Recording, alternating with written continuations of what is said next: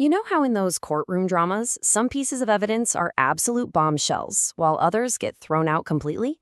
Well, today, we're going to be legal detectives. We're diving deep into the rules of the game to figure out what actually makes a fact relevant in the eyes of the law.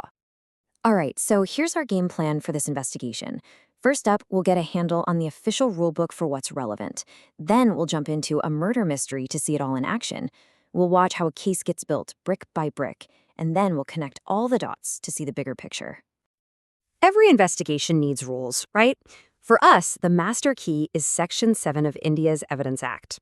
I want you to think of it like the ultimate gatekeeper. It's the one that decides which clues, which pieces of evidence even get a chance to be seen by the jury. Now, here's what makes this rule so incredibly powerful. It's not just about the main question, the did he do it part. Section 7 says the court can, and should, look at all the surrounding details, the context, that are absolutely essential to painting a complete and understandable picture of what really went down. And to make sense of all this context, Section 7 basically sorts facts into different buckets. You can see them here. They're really like different tools in a detective's kit. Some facts are there to introduce the story, others explain what happened. Some support one theory, while others are there to tear it down. And of course, you've got the ones that just lock in the who, what, where, and when. So, all that theory is great, but let's see these tools in action. We're going to follow a hypothetical murder case. Let's call it the state versus an accused individual we'll just call A. And this is the heart of it, the single most important question of the whole trial. Did A murder B? So now we're going to use the principles of Section 7 to see exactly how both the prosecution and the defense would start piecing together their evidence to make their case. Okay, check out the difference here. This is all about setting the stage versus explaining the action. An introductory fact, like saying A has a short temper, doesn't prove a thing about the murder itself, but it does paint a picture of a potentially tense situation. But an explanatory fact, like witnesses hearing a scream, that helps explain the event itself. See the difference? But of course, evidence is never a one-way street. It's a battle. Some facts are used by the prosecution to build their case up, while other facts are used by the defense to try and tear it right back down. And this is where the real courtroom drama kicks in.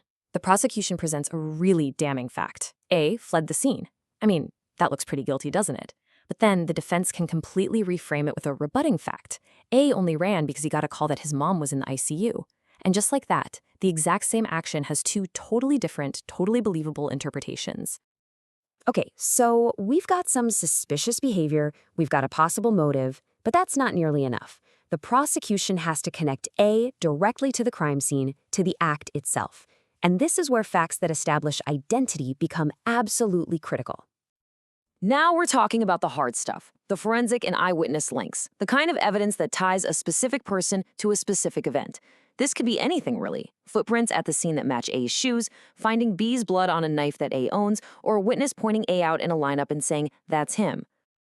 All right, so to wrap this all up into a neat, coherent story for the court, the investigation has to establish the full context of the crime. We're talking not just who did it, but also when, where, and why. Context also means locking down that timeline. Remember that scream? Well, it wasn't just a random noise. Witnesses heard it at 5 p.m. sharp. That gives the court a really specific, really crucial time frame for when this crime must have happened. And the same exact thing goes for the location. By establishing that the crime happened in the garden, you ground the entire story in a physical, real-world space. It makes everything more concrete, more tangible for the jury. And finally, we have the why. Honestly, understanding the relationship between A and B can change everything. Now look, the fact that they recently broke up doesn't prove murder on its own. Of course not.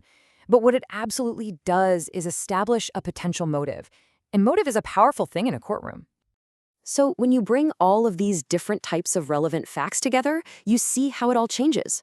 You go from having just a random collection of clues to having a coherent, compelling story.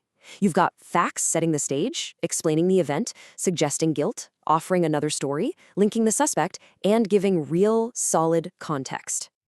And this really brings us to the ultimate point, doesn't it? The law of evidence isn't just about finding facts, it's about storytelling. Both sides, the prosecution and the defense, they weave their clues into a narrative.